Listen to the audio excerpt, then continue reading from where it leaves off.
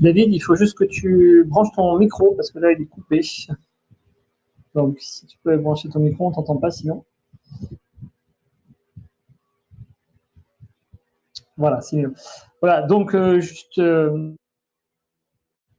alors, je sais pas si on t'entend. Je t'entends pas. Je sais pas si.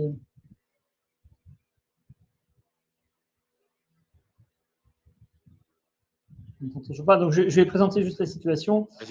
En fait, vous savez qu'il y a eu la campagne d'affichage à Toulouse sur les effets indésirables graves. Et donc, la préfecture a envoyé un courrier à Réinfo Liberté pour la prévenir qu'elle allait sans doute agir. Et Réinfo Liberté s'est donc rapproché de Maître Guyon pour défendre ses intérêts et défendre le droit à l'information, effectivement, qu'on veut nous proposer aux citoyens. Alors, je ne sais pas si David est là. Donc, David va faire le point un peu sur la situation juridique parce qu'il y a beaucoup de choses qui ont circulé un peu comme information dans la presse, y compris mainstream, sur les réseaux sociaux, par la voix de certains médecins de plateau télé. Et donc, la réalité n'est pas du tout ce que vous pensez. Donc, David est en train de se reconnecter. Il y a eu un petit problème de connexion. Donc, sachez que beaucoup de journaux ont annoncé déjà qu'il y avait eu un arrêté pris contre ces affiches. En réalité, toujours pas. Nous, on n'a toujours rien reçu en tant que, on va dire, annonceur de cette campagne. Notre afficheur n'a pas reçu non plus d'arrêté en ce sens. Et sachez que, de toute façon, cette campagne est prévue pour s'arrêter lundi. Elle devait durer 15 jours. Et donc, si lundi, vous apprenez que Maître Guyon est reconnecté. Bonsoir. Voilà, on t'entend. Donc, David, je disais que la préfecture nous envoyait un courrier, et puis je te laisse un peu dire ce qu'il y avait dans le courrier et quelle est la situation actuelle et quelle est un petit peu la position de Réinfo Liberté par l'intermédiaire de tes services. Merci Vincent, bonsoir à tous. Excusez-moi, c'était un faux départ, j'ai eu un appel en même temps, ça a coupé le téléphone. Donc effectivement, vous avez dû entendre parler de cette campagne de communication sur les effets secondaires et donc des affiches qui étaient apparues donc, dans la ville de Toulouse en 4x3, dont BFM s'est fait le plaisir d'annoncer qu'elles avaient été interdites, donc il y a à peu près 5 jours, 6 jours de cela, après une semaine. Quoi qu'il en soit, aujourd'hui, ces affiches n'ont pas été interdites. Elles n'ont pas été interdites. La préfecture a entamé une procédure contradictoire. Elle a donc adressé un courrier à Réinfo Liberté ainsi qu'à l'annonceur pour demander les observations qu'ils avaient à présenter sur la campagne d'affichage. Au terme de ce courrier, il a évoqué plusieurs éléments qui pourraient l'amener à procéder à une interdiction de publication de cette campagne d'affichage. Les deux arguments principaux, c'est le premier, le trouble à l'ordre public, qui serait lié notamment à la dissuasion que provoquerait cette campagne de publicité sur la potentielle vaccination qui va reprendre à partir de la rentrée. On le savait déjà, mais là, ici, on en a une confirmation dans ce courrier. Deuxième élément, sur une infraction à la loi de 1881, qui est la loi sur la liberté d'expression, notamment son article 27, qui interdit la publication de fausses informations. Et donc, à ce titre, potentiellement, le préfet a souhaité donc porter à la connaissance du procureur de la République ces éléments, et donc une procédure pénale pourrait être engagée à l'encontre de Réinfo Liberté. Nous avons répondu donc à ce courrier, tant pour Réinfo Liberté que pour l'annonceur, et notre argumentation a été de dire que ne démontre pas qu'il y a effectivement un potentiel trouble à l'ordre public qui serait lié au fait qu'on ferait perdre la confiance du public dans la campagne de vaccination. Pour preuve, c'est qu'à Nîmes, il y a eu une campagne de publicité identique qui a eu lieu il y a quelques mois de cela et personne ne s'en est ému, ce qui veut bien montrer finalement qu'en réalité, c'est les médias qui ont monté cette affaire et ce sont les médias qui finalement ont été les meilleurs porte-relais de Réinfo Liberté. La deuxième chose, c'est que si jamais il y avait une infraction, dans ce cas-là, le matière de liberté d'expression et de la loi sur la liberté d'expression, eh bien, si on rapporte la preuve que ces éléments sont vrais, eh bien, dans ce cas-là, il n'y a pas d'infraction. Donc, ce qui veut dire qu'il y aura un débat de fond qui pourrait se mener devant les juridictions pénales. Et pour en avoir parlé effectivement avec Vincent, il semblerait que si ce débat de fond s'engage, il faudrait qu'ils aient au moins des spécialistes qui soient en mesure de démontrer que les chiffres annoncés par Réinfo Liberté serait faux, ou en tout cas serait falsifié. Ce qui, à mon avis, va être très difficile à démontrer, puisqu'aujourd'hui, il y a un vrai travail de fond qui est exercé par Réinfo Liberté et par le CSI. Et à mon sens, si une infraction pénale était constituée, je pense que ça ferait déjà longtemps que les affiches auraient été sanctionnées par la voie pénale, ou en tout cas qu'on aurait une multitude de procès qui auraient lieu à l'encontre de cette campagne de publicité qui, rappelons-le, n'a pas commencé avec Toulouse. Ça, c'est le premier élément. Si jamais, effectivement, le préfet était amené à prendre un arrêté d'interdiction de cette publication, se pose la question de son effectivité, puisque lundi, la campagne de publicité doit s'arrêter. Je ne sais pas encore exactement qu'est-ce qui a été décidé par Réinfo Liberté. Moi, je conseille effectivement, éventuellement, de la prolonger. Pourquoi ? Parce que les effets d'annonce effectués par BFM TV et un certain nombre de médias ont eu un effet psychologique sur les annonceurs. C'est-à-dire qu'à l'avenir, si Réinfo Liberté souhaite procéder à de nouvelles publications via des panneaux 4x3, je pense que les annonceurs ne vont pas se précipiter pour pourvoir ce contrat et permettre finalement à Réinfo Liberté de pouvoir user de sa liberté d'expression. Parce que là, c'est bien de ça dont il s'agit, c'est de la liberté d'expression.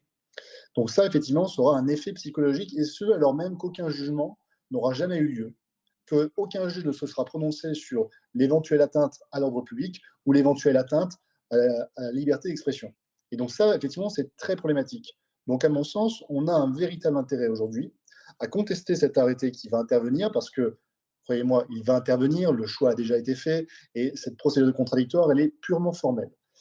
Cet arrêté, il va intervenir et il faut le contester, et il faut le contester par la voie, bien entendu, du référé. Donc, il faut qu'il y ait encore un intérêt à demander cette suspension, et cet intérêt, il n'existera que si on démontre, d'une part, que la campagne continue, d'autre part, qu'on a des annonceurs qui, aujourd'hui, sont totalement dissuadés à intervenir et souhaiteraient peut-être avoir une décision de justice qui pourrait les conforter si un jour ils étaient sollicités par Réinfo Liberté. Donc, on voit ici qu'avec cette campagne finalement qui a été faite par les médias, on a créé un problème qui n'en était pas un. C'est-à-dire qu'aujourd'hui, on n'aurait jamais parlé peut-être de la campagne de publicité si BFM n'en avait pas fait l'écho. Et deuxièmement, on se retrouve sans un juge et sans une décision de justice, avec une interdiction de fait, puisque de toute manière, si cet arrêté est pris et si on ne le conteste pas et qu'on n'obtient pas une décision de justice qui fasse autant la publicité que les panneaux publicitaires de Réinfo Liberté, on va se retrouver face à une atteinte à notre liberté d'expression qui sera disproportionnée et qui ne sera pas validée préalablement par un juge. Donc voilà un petit peu la situation juridique telle qu'elle se présente. Moi, je pense que le meilleur reste à venir, parce que cette campagne de publicité, à mon sens, cette interdiction ne repose sur aucun élément. Il n'y a pas de trouble à l'ordre public et on ne méconnaît pas la liberté d'expression. La liberté d'expression implique de pouvoir effectivement parler des effets secondaires. Les effets secondaires qui, rappelons-le aujourd'hui, font quand même l'objet d'une enquête au Sénat. Donc ça veut bien dire qu'ils existent. Et maintenant, s'il faut discuter des chiffres, en ce cas-là, ils ont le droit, effectivement, on a le droit, effectivement, de ne pas être d'accord et de présenter d'autres chiffres, contrairement à cette campagne de publicité du gouvernement qui disait qu'on peut discuter dessous, sauf des chiffres. Donc, effectivement, discutons des chiffres. Merci beaucoup, Maître, pour effectivement ce point juridique. Donc, effectivement, on est dans une situation de fait où ce qu'on comprend, c'est que l'action juridique, personne n'en a peur, et même nous, à Réinfo Liberté, on la souhaite, parce que, comme l'a rappelé Maître Guyon, ce serait vraiment l'occasion d'avoir un débat de fond sur les chiffres et de forcer l'ANSM à descendre dans l'arène du contradictoire, ce qu'elle n'a jamais fait depuis le début. Et vous allez voir dans la présentation que je vais faire, on a des raisons de penser, en particulier dans ce qui a été publié dans le rapport de l'OPQST, que l'ANSM diffuse des chiffres qui sont plus que contestables, qui sont, selon moi, plus qu'un mensonge par omission, qui sont quelque chose qui pourrait être qualifié, dans mon petit vocabulaire à moi, de tromperie. Et par conséquent, on aimerait bien effectivement qu'il y ait cette action au pénal qui soit engagée par le procureur sur la base de ce qui serait une fausse information. Mais hélas, vous allez voir, le problème, c'est que c'est ici, avant d'avancer un chiffre, effectivement, on a fait quelques calculs et on a vraiment des billes. Donc, ce que je voudrais dénoncer ici, c'est la pression qui est faite effectivement sur l'annonceur, qui n'a jamais autant vu le ministère de l'Environnement que ces derniers temps, puisque le ministère de l'Environnement et le ministère de tutelle, effectivement, des annonceurs et des afficheurs. Et ce qu'on comprend bien, ce qui se met en place, c'est qu'effectivement, il y a des pressions extrajudiciaires qui sont celles des autorités de tutelle pour dissuader les annonceurs éventuellement d'afficher et de passer de l'information tout simplement parce qu'on le fait de manière publique, donc avec ce qu'on peut effectivement appeler une publicité, mais ce sont vraiment des informations très sourcées, très chiffrées. Et donc là, je voudrais vraiment dénoncer aujourd'hui le fait que l'annonceur, lui, effectivement, il est un petit peu dans ses petits souliers et on lui a demandé effectivement une prolongation. Il n'est pas du tout sûr qu'il va nous le faire. Mais bon, croyez bien qu'avec Réinfo Liberté, on a déjà réfléchi à comment continuer à communiquer par affichage parce qu'on ne va pas se laisser faire. Donc, je remercie David qui va pouvoir nous quitter s'il en a envie, puisqu'il s'est dit qu'il était pressé. En tout cas, merci beaucoup. Et bien sûr, il interviendra chaque fois qu'il y aura besoin de faire le point de la situation, parce que c'est un combat démocratique. Je rappelle que la loi du 4 mars 2002, c'est une loi de démocratie sanitaire. Et effectivement, à Réinfo Liberté, on prend ce terme au sérieux et on entend exister dans ce cadre-là. Merci beaucoup, Matt. Merci Vincent, merci de m'avoir donné la parole et à très vite, bien sûr, avec grand plaisir pour intervenir pour d'autres émissions si jamais un point de vue juridique s'imposait. Voilà. Donc maintenant, je vais demander à la technique de faire passer ma présentation, mes slides. Voilà, super, merci beaucoup. Donc du coup, moi, je vais faire un petit... OK. Voilà, merci beaucoup. Donc, le point méthodologique des résultats. Donc, la semaine dernière, j'étais intervenu, j'avais fait une présentation un petit peu rapide pour vous expliquer un peu les ordres de grandeur, comment retrouver les résultats. Là, je vais aller un peu plus dans le détail, si vous voulez. Donc, c'est un travail, bien sûr, qu'on a fait avec Emmanuel Largue, qui n'a pas pu être là ce soir, mais qui pense bien à vous et on pense bien à elle. Voilà. Donc, juste, je rappelle le point. Donc, Maître Guyon l'a fait. Donc, c'est une campagne d'affichage à Toulouse, donc sur les panneaux 4x3, pour alerter sur les effets indésirables graves. Donc, c'est le thème de la campagne. Et faire réfléchir les gens avant de faire vacciner en particulier leurs enfants ou eux-mêmes d'aller chercher des boosters. Puisque personne ici au CSI n'est bien sûr contre la vaccination. Simplement, on est tout à fait dans l'idée qu'il faut une décision qui puisse être un consentement libre et éclairé. Alors, le chiffre clé de la communication sur lequel on parle, c'est un effet indésirable grave, donc toutes les 100 injections. Donc, c'est vraiment le chiffre important qu'on veut faire passer. Et pour communiquer sur ce chiffre, donc, on a créé 2 affiches donc, avec des gens de Réinfo Liberté. Et donc, une première affiche qui énonce le chiffre de donc un effet indésirable grave sur 100, et puis donc demande que les familles et les enfants eux-mêmes réfléchissent à la vaccination qu'on va sûrement leur proposer à la rentrée. Et puis une autre affiche, en fait, on essaie de décrire un peu plus en détail ce que peut être un effet indésirable grave, puisque certes, un effet indésirable grave, ça peut être à peu près tout et n'importe quoi.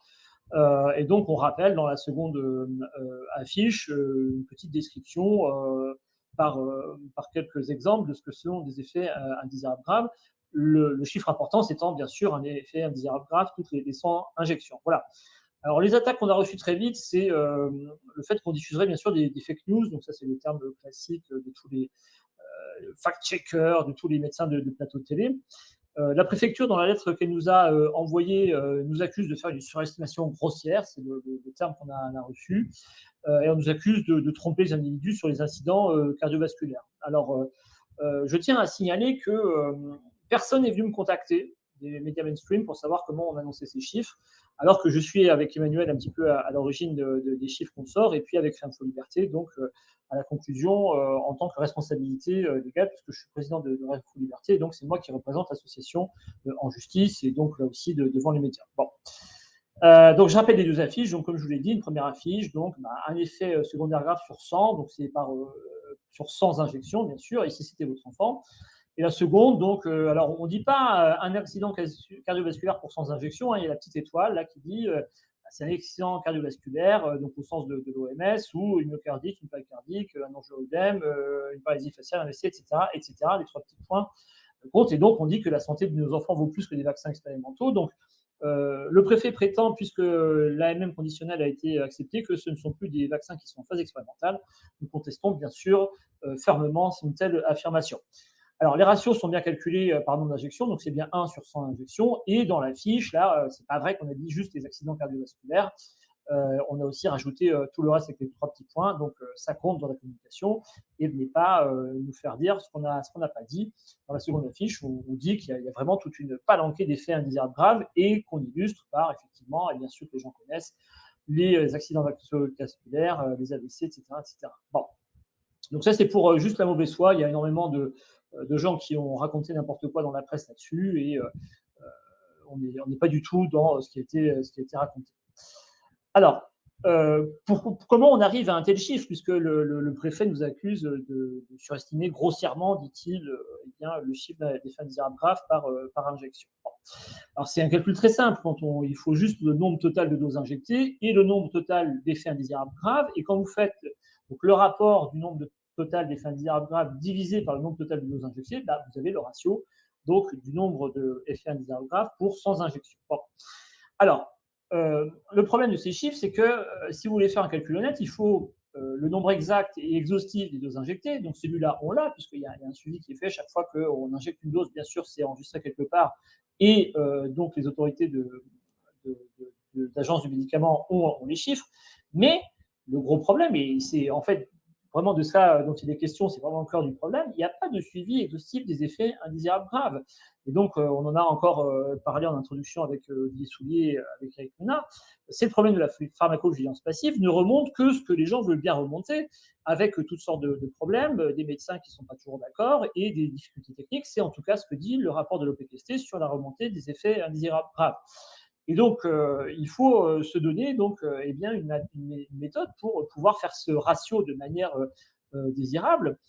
Donc, la solution, si vous voulez, pour essayer d'obtenir ce nombre d'effets exhaustifs dans les effets indésirables graves, si vous n'avez que les remontées de pharmacovigilance passive, eh bien, c'est d'appliquer un facteur de sous-déclaration. Et ce facteur de sous-déclaration, il est parfaitement connu. Toute la littérature le donne depuis des années et des années et des années. C'est pour le médicament en général entre 5 et 10%.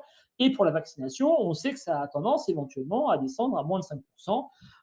Il y a effectivement, Hélène Banoun l'avait rappelé, des articles de biblio qui nous disent que ça redescend encore en dessous. Bon.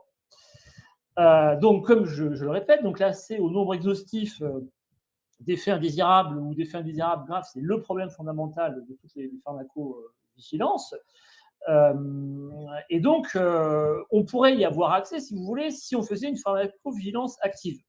C'est-à-dire que si on prenait au moins un échantillon représentatif de personnes vaccinées, qu'on suivait tous et toutes dans le temps, et pour lesquels on compterait des effets indésirables graves. Alors, ce choix existe aux États-Unis avec l'opération VSafe, avec la base de données VSafe, où ils ont un suivi de pharmacovigilance active de 8 millions de personnes, donc qui représente un échantillon représentatif permettant d'estimer les effets exhaustifs.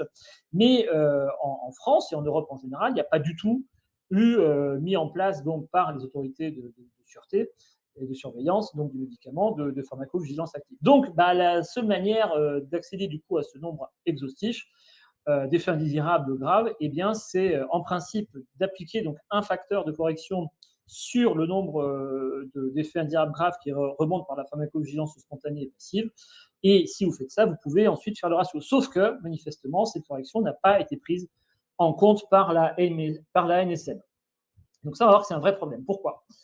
Ce que je vous ai dit donc, tout à l'heure, c'est que ça représentait de 5 à 10%, avec éventuellement même des bibliographies qui vous disent que c'est beaucoup moins. Alors pourquoi je dis que ça pose un problème et pourquoi je dis que l'ANSM, en fait, n'est pas très claire, voire carrément menteuse dans l'annonce des fréquences qu'a fait le médecin, et pourquoi on a été obligé, du coup, de faire cette campagne de rectification d'informations, effectivement, qu'on a diffusée à tous. Alors, il y a dans le rapport de l'OPQST un tableau qui est donné, donc c'est page 39 que vous pourrez le voir, et qui est un tableau donc que diffuse l'ANSM à destination des professionnels de santé, c'est elle-même qui le dit dans le rapport, si vous voulez, et qui est en fait une description ici dans la colonne de droite de certains effets indésirables, et dans la colonne de gauche, donc les fréquences d'apparition. Donc ici, c'est non pas par dose, mais par nombre de vaccinés, donc la fréquence d'apparition de l'effet indésirable par ici nombre de vaccinés. Et donc, ces fréquences sont classées, c'est usuel, par ce qu'on appelle une échelle logarithmique, c'est-à-dire par puissance de 10. Donc, très fréquent, c'est des effets indésirables qui remontent à plus de 10%, fréquent de 1% à 10%, peu fréquent, etc., etc. Bon. Et quand vous lisez ce tableau, vous voyez quelque chose de très inquiétant, ou plutôt de très informatif, qui est en fait dans les réactions rares, donc qui sont en principe classées pour les fréquences apparaissant entre 1 pour 10 000 et 1 pour 1000, eh bien, on voit que les membres de l'ANSM donnent un exemple qui sont les cas de paralysie faciale, et ils disent, regardez, qu'est-ce que c'est qu'un exemple qui arrive entre 1 sur 1000 et 1 sur 10 000 ? C'est par exemple dans l'essai clinique Pfizer, eh bien, les 4 cas de paralysie faciale qu'on a eu sur les 22 000 personnes. Bon. Et donc, quand vous faites effectivement le rapport 4 sur 22 000, c'est 1 sur 5 500, et c'est bien compris entre 1 sur 1000 et 1 sur 10 000. Et donc, vous comprenez que ce chiffre, en fait, il est obtenu normalement par pharmacovigilance active, puisque les essais cliniques sont des suivis proactifs, donc d'effets indésirables. Et donc, quand vous mettez en relation ici les chiffres de la fréquence d'apparition avec ici l'indication qui vous est donnée dans la colonne de droite, vous devez comprendre que ces chiffres ont été obtenus comme étant des estimations d'effets indésirables exhaustifs. C'est-à-dire que c'est des fréquences qui, normalement, viendraient de la pharmacovigilance active. Alors là, quand vous avez lu ça, quand on a lu ça avec les gens donc de Réinfo Covid, du Pôle Comprendre et du CSI, avec lesquels on a étudié ça, on s'est dit, mais attendez, c'est pas possible parce que, d'accord, dans effectivement l'essai clinique Pfizer, eh bien, les effets étaient des effets indésirables vus par pharmacovigilance active, sauf que il n'y a pas de pharmacovigilance active, effectivement, au niveau européen. Donc, comment la NSM a donné ces chiffres en prétendant qu'elles sont effectivement de pharmacovigilance active, alors qu'il n'y a pas de pharmacovigilance active, en fait, en Europe. Donc, comment elle a donné ces chiffres de fréquence? Alors, j'ai demandé à Emmanuel, et je lui ai dit, écoute, Emmanuel, tu vas, puisqu'elle a écrit les codes qu'on a conçus ensemble, je lui ai dit, tu vas, toi, avec la base de données de la NSM et les codes que tu as, recalculer les réactions, les fréquences de réaction, par exemple, en particulier des myocardites et des péricardites, et tu vas bien me dire si tu trouves quelque chose de très rare.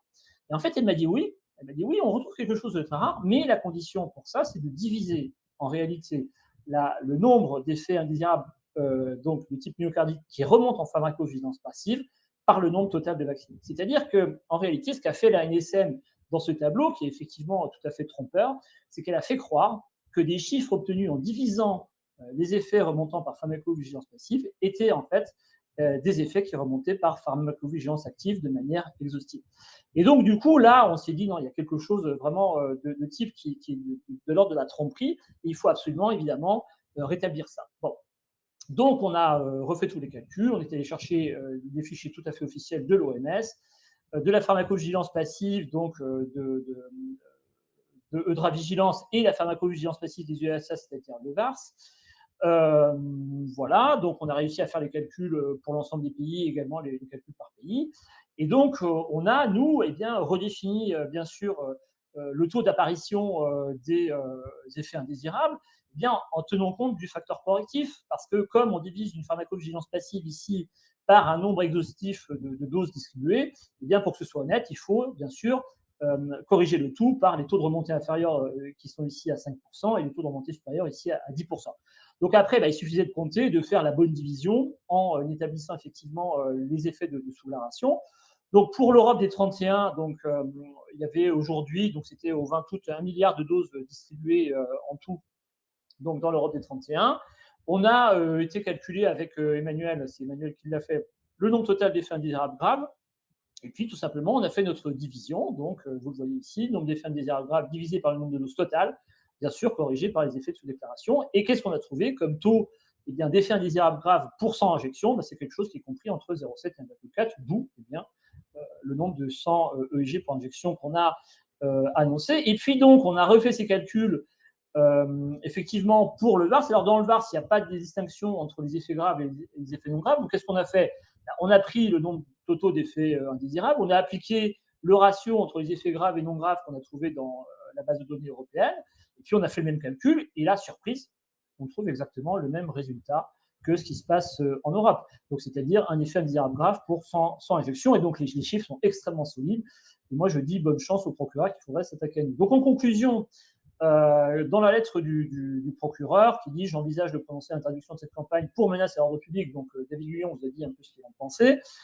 Ces messages constituent manifestement de fausses informations. Venez nous chercher. Nous, on vous attend de pied ferme devant le tribunal pénal ou correctionnel. Et j'estime évidemment que cette campagne, du coup, comme elle est basée sur de fausses informations, est susceptible de caractériser un délit de fausse nouvelle. Eh bien, venez, on vous attend. On n'a absolument pas peur de nos chiffres. Nos chiffres sont parfaitement solides, reproductibles. Ils sont vrais sur plusieurs continents. Et si on devait aller sur le fond, effectivement, de l'affaire devant un tribunal, eh bien, nous montrerions que effectivement l'ANSM a menti, sûrement de manière assez intentionnelle, sur les fréquences que disent le médecin. C'est pas rien, parce que les médecins, c'est eux qui doivent conseiller effectivement leurs patients sur la vaccination. Donc, s'ils n'ont pas les bons chiffres, parce que les chiffres sont manifestement sous-estimés du facteur de sous-déclaration, ça pose problème. Voilà. Donc, nous sommes engagés dans des effets effectivement juridiques, de procédure. Je ne vous cache pas qu'on va continuer d'une manière ou d'une autre la diffusion de ces affiches. Vous pouvez nous aider, n'hésitez pas à nous aider financièrement du coup, sur le site de Réinfo Liberté parce que vous voyez que grâce à vos dons, on arrive à faire revivre le débat et surtout à faire vivre l'information scientifique qui, hélas, n'est pas celle des plateaux télé. Et donc finalement, nous, ce qu'on voit, c'est que d'après nos calculs, la NSM diffuse de fausses nouvelles en essayant de faire croire que les chiffres de pharmacovigilance passive sont ceux de la pharmacovigilance exhaustive. Et moi, je vous fais un pari, c'est que le procureur ne viendra pas trop nous embêter, parce que s'il le faisait, il faudrait que devant la justice soit établie cette vérité que nous, on a trouvée par nos calculs. Voilà, je vous remercie. Et puis donc, on peut passer aux questions pour ceux qui le font. Bien, merci beaucoup Vincent. Pour moi, c'est très clair. Je ne sais pas si ça l'ait été pour tous les auditeurs, parce que les calculs, c'est toujours un peu particulier. Tout le monde ne maîtrise pas toujours ce qu'est les effets secondaires passifs et actifs. Mais le fait est, ce qui est passionnant d'ailleurs, je trouve, dans ta conclusion, c'est que tu retrouves exactement les mêmes chiffres qu'en Europe et aux États-Unis. Et oui, on est bien dans ces chiffres. Alors, les critiques de certains, c'est de dire mais où ils sont. Ben, le problème, c'est que on les voit. Et encore une fois, je crois qu'il ne faut pas oublier dans le débat des effets secondaires la notion de bénéfice-risque. Parce que sinon, on ne comprend pas l'importance du débat. Il y a les effets secondaires qui peuvent être plus ou moins graves et plus ou moins persistants. Beaucoup de gens ont des effets secondaires et on refuse de les reconnaître comme étant des suites de vaccins. Mais de toute façon, quels que soient les effets secondaires, si on les a créés chez des gens qui n'avaient aucun risque avec la maladie, et c'est le cas des enfants en particulier, ou des jeunes, des adolescents, qui malheureusement payent un lourd tribut au niveau des myocardites et des péricardites, je crois que c'est ça qu'il faut vraiment rappeler aux auditeurs, c'est de ne jamais oublier que dans ces effets secondaires, le débat, il se situe au niveau de la balance bénéfice-risque. C'est-à-dire qu'on peut accepter des effets secondaires si on permet de sauver plein de vies et qu'on a une maladie très très grave. Mais ce n'est plus le cas depuis au moins 1 an et le bénéfice est encore moins démontré. C'est-à-dire que toi, tu montres à quel point les effets secondaires sont sous-estimés, mais le bénéfice, lui, est totalement surestimé et surtout avec les derniers variants. Et on a vu avec l'intervention de Stéphane et de Sophie que par ailleurs, on compare toujours la gravité de la maladie chez des gens qui n'ont eu aucun traitement, mais on ne compare jamais la gravité de la maladie entre ceux qui n'ont pas eu de traitement, pas de vaccin, et ceux qui ont eu un traitement. Et ça, c'est un autre élément à prendre en considération, parce que si on rajoute ça, alors vraiment, je crois que les chiffres sont catastrophiques. Oui, je vais prendre la parole juste pour dire qu'il y a beaucoup de gens qui ont dit ah mais donc un effet grave sur 100, il y a 150 millions de doses injectées, ça fait 1,5 million d'effets graves. Oui, ils sont effectivement. D'abord, ils n'arrivent pas tous en même temps, ils sont vraiment diffusés sur le territoire. Et quand vous faites des ratios, et en plus, ils sont diffusés sur des services hospitaliers ou des médecins qui vont être très différents. Ça peut être la cardio, ça peut être effectivement la neuro, ça peut être effectivement plein d'autres choses. Et donc, quand vous faites les ratios, ça fait finalement assez peu de personnes en 18 mois, disséminées effectivement sur l'ensemble du territoire, disséminées sur l'ensemble des services. Et tous ne vont pas en hospitalisation. Et donc, comme tu disais aussi, Eric, il y a tout simplement des effets graves qu'on refuse de voir comme des effets graves et on dit on ne les voit pas du coup. Les médecins disent non, ce n'était pas un effet grave, etc. Donc, ça, c'est la première chose. Et la seconde chose, oui, moi, j'aimerais revenir du coup sur la présentation qui a été faite tout à l'heure sur les antihistaminiques. Ce qu'il faut bien voir, c'est que quand on a commencé l'hydroxychloroquine, l'ivermectine, donc là maintenant les antihistaminiques, la vitamine D, c'est des molécules extrêmement fiables dont on connaît parfaitement les effets indésirables. On sait que c'est complètement inoffensif. Il faut respecter les doses que vous voulez, bien sûr. Mais c'est complètement inoffensif. Et là, effectivement, on s'est lancé dans quelque chose qui n'est pas un médicament, c'est une mesure prophylactique en plus. C'est-à-dire qu'on va injecter à des gens en bonne santé. C'est-à-dire que non seulement, et avec des effets indésirables graves, qui sont effectivement très inquiétants et qui en France montrent bien qu'il y a énormément. Et si certains médecins disent qu'on ne les voit pas, c'est pas qu'on ne les voit pas, c'est sûrement qu'on veut pas les voir.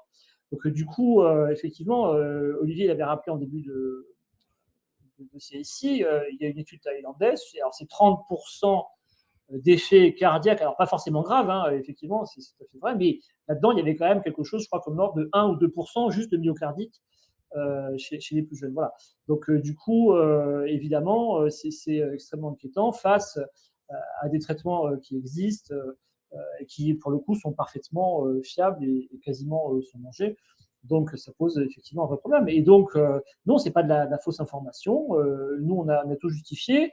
Et on attend toujours, d'ailleurs, David Guyon est tout à fait certain que l'arrêté va arriver, que l'arrêté est déjà arrêté, si j'ose dire. Bon, on l'a toujours pas reçu, voilà. Donc, qu'est-ce que va faire effectivement le préfet? En tout cas, moi, hélas, je vous le dis, hélas, je crois pas qu'on sera devant un tribunal pénal parce que c'est beaucoup trop dangereux pour la NSM et le gouvernement réuni bien d'avoir un débat de fond sur les chiffres parce que là apparaîtrait cette petite tour de passe-passe qu'on nous a fait, c'est-à-dire faire croire que la pharmacovigilance passive était une pharmacovigilance active. Et là, il y a un facteur de 10 à 20 sur la sous-estimation des fréquences. Ton micro, Olivier. Je pense que le procureur va avoir du mal à y aller, ou peut-être qu'ils vont utiliser quelque chose d'important, c'est que si la campagne d'affichage ne peut pas se poursuivre, ils utiliseront le fait qu'elle s'arrête parce que c'est la fin du contrat pour dire qu'ils ont obtenu le... bon, je pense que la malhonnêteté, j'utilise le mot exprès, des chaînes de télévision, dont BFM, qui aurait peut-être le prix Nobel de la malhonnêteté, risque d'être de cet ordre-là. Ce que je voudrais dire aussi, c'est que on invite effectivement à tous ceux qui veulent nous soutenir, à soutenir Info Liberté. Vous êtes beaucoup à vous dire et à nous avoir dit régulièrement, on voudrait vous aider, mais qu'est-ce qu'on peut faire? On n'a pas de moyens, on n'a pas de possibilités, on voudrait vous aider. Et cette action, vous avez vu, a énormément porté. Je pense que non seulement ça porte parce que tout le monde réalise vraiment la dangerosité des effets secondaires, on les voit tous, et effectivement, ce qu'on peut voir en pratique de médecine quotidienne, et je pense que Eric, tu auras la même idée que moi, c'est que les gens vont à l'hôpital avec des effets secondaires et les médecins nient les effets secondaires. Mais non, c'est pas possible, ça peut pas être ça, c'est pas vrai, ça n'existe pas. Et on voit des cancers, des morts, etc. Non, non, non, c'est pas ça, c'est pas ça. Donc il y a une volonté d'obscurantisme de la part de gens qui ont favorisé et qui auraient du mal à reconnaître qu'ils ont été à l'origine d'effets secondaires. C'est compliqué pour un médecin qui pense bien faire de réaliser qu'il n'a pas fait ce qu'il fallait. Et donc, vous êtes tous là à vous dire, écoutez, on voudrait vous aider, on ne sait pas. Et bien là, vous voyez, on a eu un résultat formidable au niveau de l'information et au niveau de l'affichage. Je pense que dans l'histoire de la publicité ou de l'affichage, ça restera un élément important où quelques affiches à un endroit ont fait vraiment un résultat au niveau national. Donc, soutenez-nous, faites des dons. On a besoin de vous. On utilise cet argent avec beaucoup de discernement. Nous sommes tous totalement bénévoles, que ce soit Vincent, le président, ou moi, le vice-président, ou les autres membres de Réinfo Liberté. Vous pensez que ces actions sont positives, allez-y. Même quelques euros, vous nous soutenez et on aura la moyen de refaire d'autres actions comme ça. Et vous avez un pouvoir, prenez-le. Et nous sommes là pour faire le porte-voix et le bras armé de votre pouvoir et de votre volonté. Dites-nous votre volonté, dites-nous ce que vous souhaitez et nous sommes là pour vous.